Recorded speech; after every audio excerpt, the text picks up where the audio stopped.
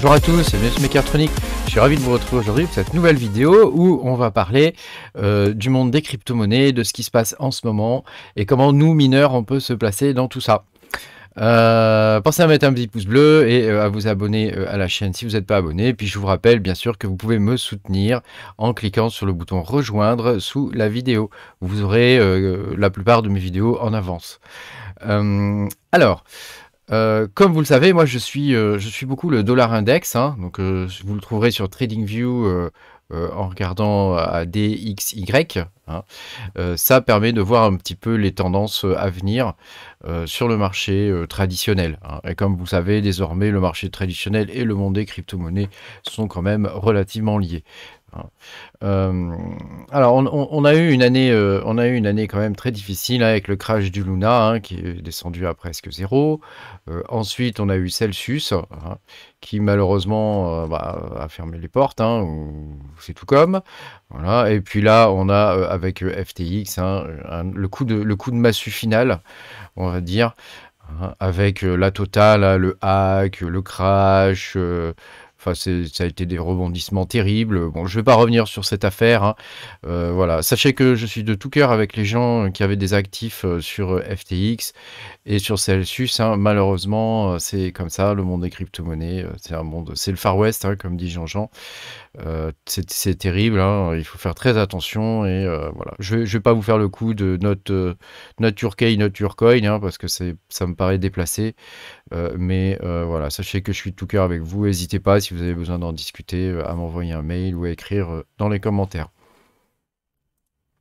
Comme vous le savez, le cycle des les crypto-monnaies, comme l'économie en fait, hein, suit un cycle.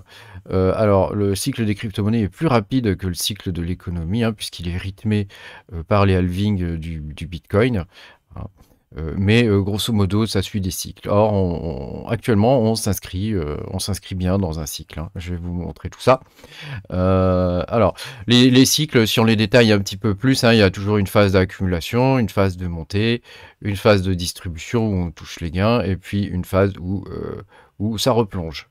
Ensuite, on réaccumule, ça remonte, etc., etc. L'idée, évidemment, c'est de ne pas acheter pendant la phase de markup ou de distribution. Hein. Si on détaille encore un petit peu plus, hein, vous avez une phase, ça commence toujours comme ça, une phase d'optimisme, une phase où tout le monde est hyper excité, c'est l'euphorie, puis ça commence à baisser, c'est l'anxiété, après c'est le déni, tu vois, ça c'est la partie psychologique hein, du truc. Hein. Après c'est le déni, la peur, le désespoir, la panique, la capitulation, etc., la dépression. L'espoir, le soulagement et l'optimisme. Et ça continue. Et ça recommence encore et encore. Hein. C'est des cycles de 4 ans. Voilà. On peut encore détailler un peu plus. Hein. Voilà. Bon, grosso modo, c'est la même chose. Hein. Alors nous, on va voir un petit peu où on se situe là-dedans. Hein, où je pense qu'on se situe. Hein. Vous voyez, il y a la phase d'espoir. Donc ça, après, ça dépend à quel moment vous êtes rentré dans ce bull run. Hein. Moi, j'étais là, à peu près, dans la phase de disbelief. La phase où on n'y croit pas encore que ça monte, mais ça commence à monter. Ensuite, il y a la phase d'espoir, d'optimisme, etc. La phase d'euphorie. Ensuite, ça baisse, tu vois. Et nous, on a passé la phase d'anxiété. Hein. On a passé la phase de déni. Et je pense qu'on est... tu vois, la phase de panique et de capitulation sont très proches. Hein. Et je pense qu'on est dans cette phase-là, là. On est dans cette phase-là. Donc, est-ce qu'on a déjà touché le bottom? Est-ce qu'on est déjà par là? Hein. Je ne sais pas. Ensuite viendra la phase de haine. Donc il va y avoir des gens qui vont avoir la haine. Et puis après la phase de dépression. Et puis ça va commencer à remonter. Alors si on extrapole encore un petit peu hein, et qu'on applique ça à notre crypto-monnaie favorite, hein, le Bitcoin, on peut voir que c'est la même chose. Hein, tu vois, ça monte, ça redescend, ça monte, ça redescend. Mais la tendance est toujours très, très haussière au final. Hein. Donc il faut essayer d'avoir raison gardée hein, et de ne pas se faire submerger par les émotions. Voilà. Malheureusement, ça fonctionne comme ça, les marchés, y compris pour les crypto-monnaies. Hein. Il n'y a pas de raison que ça fonctionne différemment. Hein. On peut voir des petites prévisions sur les prochains bull run. Hein. Donc on voit que pour le halving de 2020, ils avaient prévu 100 000 $, ou 90 000 $, j'ai de mauvais yeux. Mais voilà, comme vous le savez, Il y a eu le Covid, il y a eu pas mal de choses qui sont arrivées. Évidemment, les Chinois nous ont refait le coup du ban des crypto-monnaies. Bon, on n'en entend plus parler, hein. Vous verrez qu'en 2026, ils vont nous le refaire. 2025, 2026, on va y avoir droit de nouveau. Donc tout ça, c'est des marchés qui sont manipulés, hein, donc c'est voilà, n'ayez pas peur.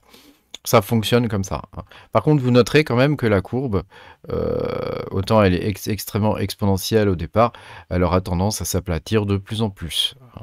Voilà, ça c'est un point important quand même à noter.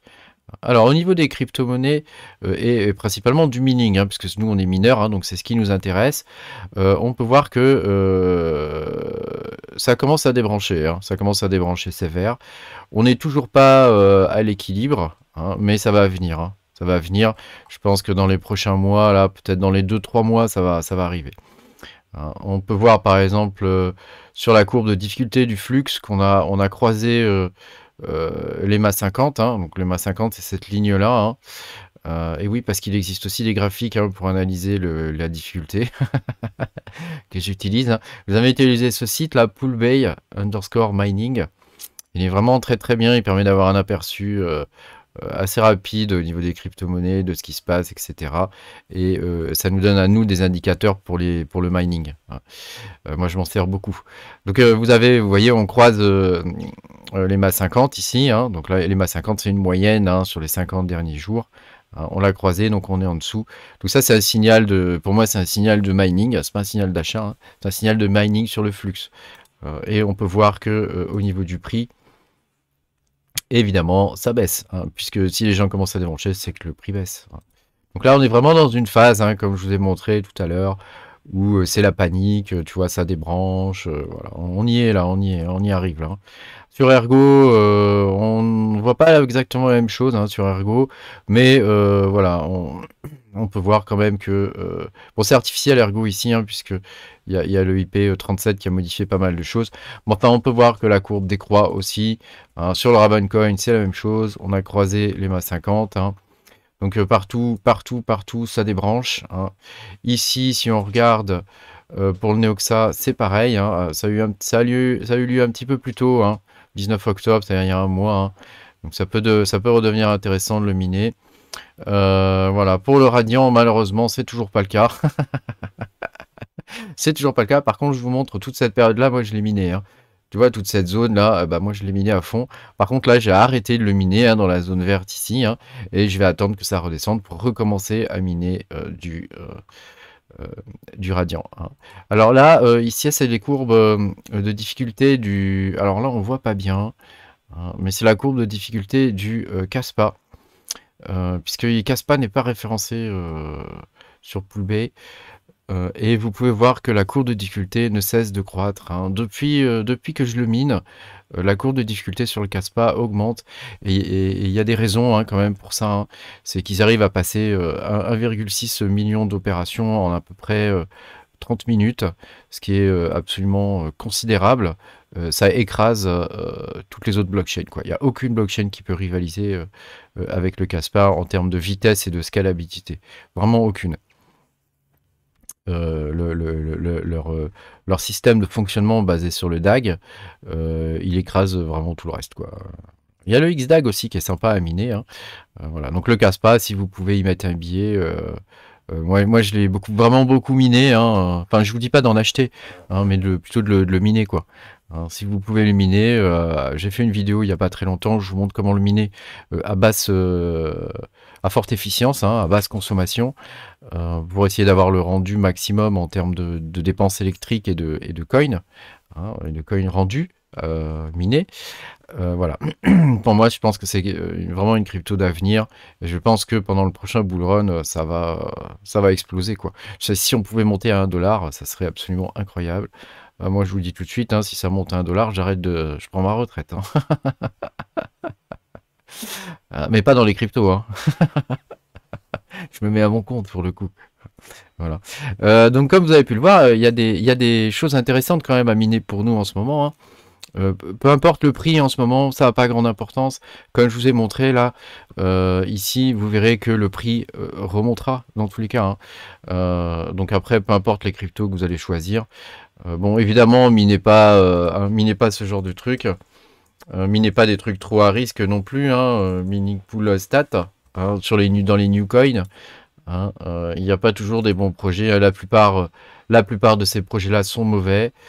Ici, par exemple, si on regarde, pour moi, tous les projets là sont mauvais, à part le labyrinthe, qui est un fork du Ravencoin, mais j'ai fait une vidéo spécifique dessus et j'y reviendrai. Voilà, donc comme vous pouvez le voir, hein, ne vous fiez pas à ce que vous voyez sur What to Mine ou ailleurs, hein, c'est pas très intéressant. C'est intéressant en plein bull run pour savoir ce qui rapporte le plus ou en rentabilité immédiate, mais là en ce moment c'est une période où ce qu'il faut c'est miser sur un ou deux ou voire trois projets, hein, les miner en alternance en fonction de la difficulté de ces projets-là, et puis arriver à accumuler, hein, le plus de coins, hein. Rappelez-vous le deuxième que je vous ai montré, hein, il y a une phase d'accumulation. Pour les mineurs, ça fonctionne de la même façon. Il y a une phase d'accumulation ici et une phase de distribution, de revente donc, hein, de nos tokens, là où ils sont le plus haut. Donc actuellement, on est en phase d'accumulation, donc évidemment, le prix est très bas. Peu importe le prix, on s'en fiche. L'idée là, c'est de miser sur des projets qui sont intéressants. Or, dans les projets qui sont intéressants, je peux vous montrer un petit peu... ce que je mine de mon côté. Attends, je vais y aller là. Hop, je suis où moi? Je suis là. Voilà. J'ai une liste ici que je maintiens sur mon Discord. Tu vois, où j'ai de l'ergo en valeur sûre et du flux, hein. Ça, c'est en valeur sûre avec mes paliers de vente, hein. Sachant que ergo, moi, je ne vendrai pas avant les 100 $. Et Flux, là je me suis trompé, c'est pas 15 $, c'est 2 $ ici, hein. Voilà. Ensuite, voilà, en GPU spec, il y a le Radiant, le Lab, le RTM, hein, qui est intéressant, hein, le Raptoreum, hein. Voilà. Et puis, mais j'ai mis 2 fois le Lab là. Oh, et dis donc, je suis un peu étourdi des fois, hein. Voilà, en CPU, il y a le 3D Pass, le XDAG et le RTM, hein, voilà. Vous voyez, on a testé tout ça, hein, sur le Discord, hein. Tous ces coins-là, on les a testés. Alors, bon, qui sont pas très intéressants, hein, sont pas très intéressants, mais enfin, bon, pourquoi pas, hein, pourquoi pas. Voilà. Donc, c'était pour vous donner une idée un petit peu du marché, ne pas vous décourager. On est dans la phase d'accumulation, donc les prix sont bas. Mais ils vont forcément remonter à un moment donné, hein. Ou s'ils ne remontent pas, il faut pas tout miser sur une seule crypto. Faut en miner 2-3, hein. Comme je vous dis, il faut faire une alternance entre, en fonction de la difficulté sur les cryptos, hein. Par exemple, en ce moment, je mine pas de Radiant, parce que la difficulté, comme vous pouvez le voir ici, elle n'est pas intéressante, hein. L'idée, c'est quand même de faire le plus de coins possible. Donc l'idée c'est peut-être de miner du flux, de l'ergo, ça commence à redevenir intéressant sur ergo, bien que ce soit pas encore fantastique, hein. Le RVN, on n'y est pas encore, mais ça viendra, hein. Le Neoxa, ça peut devenir intéressant, après à voir au niveau du projet s'il va être suivi ou pas. Mais je pense que oui, hein. Voilà. Et puis le Caspa, bien évidemment. De toute façon, le Caspa, si vous le minez, la difficulté ne fera qu'augmenter, hein. Je pense pas qu'il y ait de retour arrière possible désormais sur le Caspa, hein. On reviendra pas à des difficultés basses. Voilà. Merci beaucoup d'avoir suivi cette vidéo. N'hésitez pas à me dire ce que vous en pensez dans les commentaires. Je prends toujours un grand plaisir à vous lire et à vous répondre. Voilà, pensez à mettre un petit pouce vers le haut, à vous abonner à la chaîne si vous n'êtes pas abonné. Et puis je vous dis à bientôt, hein, pour de nouvelles aventures. Salut!